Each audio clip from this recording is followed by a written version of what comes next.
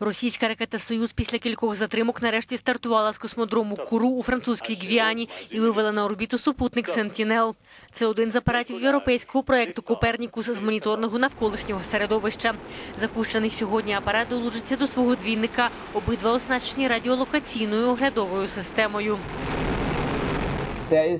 Використовувати їх можна для безлічі завдань, наприклад, виявляти сходження селів, повені, рух ґрунтів. Йдеться також про роботу під час надзвичайних ситуацій. Ми можемо спостерігати за будь-якими з них. У разі землетрусу можна скласти порівняльні карти переміщень ґрунту до і після. Можна створювати карти руху льоду, стежити за небезпеками для судноплавства. Радар дуже добре відображує і розливи нафти. Говорить голова програм з моніторингу землі Європейського космічного агентства. Загалом проект буде включати 7 супутників з різними комплектами устаткування. Окрім «Сентінел», «Союз» також вивів на орбіту французький науковий супутник і 3 мікроапарати, що їх зібрали європейські студенти.